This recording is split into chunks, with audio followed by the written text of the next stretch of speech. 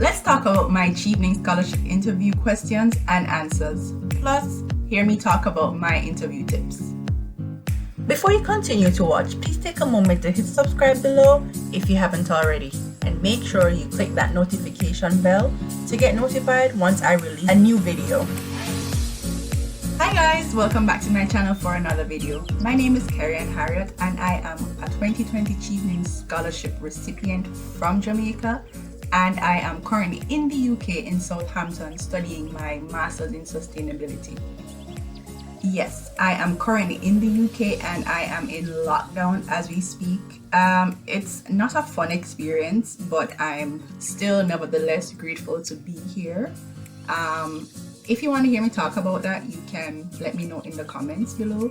But anyways, this video is about the scholarship questions and answers that I got, or the Chevening scholarship questions and answers that came about in my own interview, plus the top tips that worked for me in terms of my interview preparation. So I'll start with the tips, and this might be a two-part video, I'm not sure yet, but let's see how it goes. So I'll start with the tips and then I'll go later on into the video. I'll talk about, or next video, I'll talk about the questions and answers. So in previous videos, I said that I applied for 3 scholarships. That is the Commonwealth Master's Scholarship, the Small Islands Developing State Fellowship, that's by the Republic of Ireland, and of course the Chevening Scholarship. Interviewed for all 3, got 2, and went with Chevening. So in terms of how I went about preparing for the interviews for each, it was a little bit different. The first one that I actually applied for, if you see me looking across my screen, guys, I actually have my notes because I don't want to miss anything. I want to tell you guys everything that I can remember. So don't mind me if I'm looking across, okay? All right, so the first one that I actually interviewed for was the Commonwealth Master's Scholarship. The interview process, that one was face-to-face, and actually I had like 3 days to prepare for that interview. And when I applied, I got a call about possibly like 6 weeks later to say, okay, you've been shortlisted, congratulations, you have an interview in 3 days, okay? So what I did with those 3 days was that I spent 1 day researching interview questions, and I got those. I got like a list of questions, a list of top scholarship interview questions, and I typed out my answers. So I opened up a document and I typed out my answers and how I wanted my answers to sound. And then the next 2 days I spent rehearsing those answers that I had typed out, not realizing at the time that that would have been my first mistake. So my first mistake was actually trying to rehearse the full answers, and I only had 2 days to do that. Needless to say, that interview did not go very well because I was trying to memorize the answers when I should have just been talking from the heart pretty much. I have to say that one thing that I did do right was that I did dress for the part, and there is a lot of I suppose debate that goes around about what a woman should be wearing to interviews like this. My view is that if you feel most confident wearing a dress, then you wear a dress. If you feel most confident wearing, a skirt and a blouse, then that's up to you. I felt most confident wearing a pantsuit, so that's what I went with. I felt confident, but I still didn't do very well, but you live and you learn. So the next scholarship that I actually interviewed for would have been the Small Islands Developing States Fellowship. And I had about 2 weeks to prepare for that, so that wasn't so bad. And then in this regards, I actually changed my tactics quite a bit. So I started to actually do some more research into scholarship interview questions and answers. And then I actually found the the Chevening interview questions, and I think it was like in one of the Facebook groups. So if you're a part of those Facebook groups, then you can definitely get some good information from there. When I got these, I kind of just applied it to Ireland, and then in addition, I did some research about Ireland and their own policies in terms of climate change, as well as kind of some fun facts. Climate change is my area, so that's why I did some research about that. So it's good to do some research about what the UK or Ireland is doing in their country in terms of your own area of expertise. So the next thing that I did was that I prepared flashcards, and they're pretty much cards about this size. So I had the question on top of the card, and then I had my answer in bullet points. However, it was in the form of the C.A.R context, pretty much.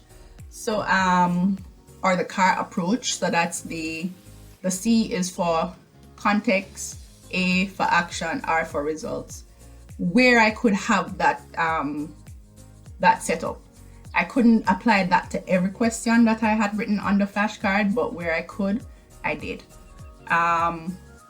So then I would have been practicing what I would have been, not rehearsing, what I would have been trying to recall would have been the bullet points that I had written on my flashcards. And this was a phone interview.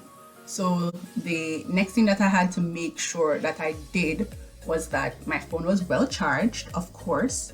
And then on the day of the interview, I had to make sure that I had no background noise. And that interview, it definitely went very well.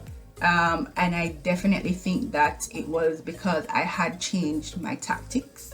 I wasn't forcing myself to memorize a full paragraph of an answer for a question, but instead just trying to remember bullet points about a question. So bullet points for discussion. Okay, so when it came on to the Chevening interview preparation, I realized that, of course, the previous scholarship or the previous interview, that went very well. So I decided to keep that same format, in that I had prepared flashcards specific for the Chevening questions and answers. And then additionally, I had researched UK policies in terms of climate change and environmental science, as well as any kind of fun facts that I could find. And of course, again, I wrote it on my flashcard, and then this is what I used to practice.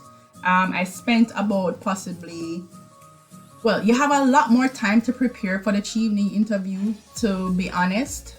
Not a lot more, it depends. It really depends on your embassy's guidelines. But yeah, I had a lot more time to prepare, but I actually didn't start preparing until about 2 weeks before the interview.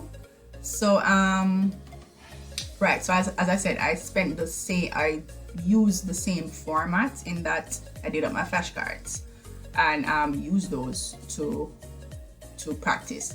And the flashcards really, or the bullet points rather, they're not necessarily used for directing your response per se, but it's just really to arm you with enough material so that you can answer questions that you aren't even prepared for. So this is actually what happened to me. So apart from writing down the questions and then bulleting my points based on the C.A.R approach, I also just wrote down just a few points about the climate change policies that they have, just things to remember about the UK specifically. So additionally, what I did, and I didn't do this for any other scholarship that I had interviewed for, like in about the week leading up to the interview, I actually recorded myself answering some of the questions, like the critical questions, about leadership, networking, studying in the UK, and career. And I mostly did my preparation completely on my own, except for or mostly on my own, except for like 2 cases where I had a friend ask me a couple of questions, maybe like 2 or 3 questions. I'm not certain if that actually added much, but definitely recording myself did, because it kind of allowed me to see what I looked like when I was responding to the questions, as well as to kind of identify any gaps in my responses. What I actually might do, I still have the videos from when I was practicing, so I might compile just a few answers and release that so that you guys can see what I was actually doing when I was preparing for it. That could be good, so I'll just do that. Right, so the Chevening interview was actually online, and I don't know how I felt about that. That could have been good. I mean, because on one hand, I didn't really feel pressured necessarily to get myself all dressed up. I mean, of course, I was business at the top, but then I had just a shorts on at the bottom, so they wouldn't have known that, of course. So on one hand, I felt like the online interview kind of took the pressure off a little bit. I don't know, maybe not, but anyways, still grateful I'm here. But overall though, I'm kind of glad that I had the opportunity to interview for the previous 2 scholarships, because had I not had that bad interview experience with the Commonwealth scholarship and that really great experience with the Irish fellowship, I don't know if I would have had the Chevening scholarship now, to be honest. There's really no teacher like experience, and definitely those interviews gave me that. So guys, I think I'm going to have the questions and answers in a separate video because this has gone on for a long time. So I'll see you in the next video with the Chevening questions and answers. Okay guys, so that was a lot. So I hope you found this video useful, and thank you so much for watching, and see you next time. Bye.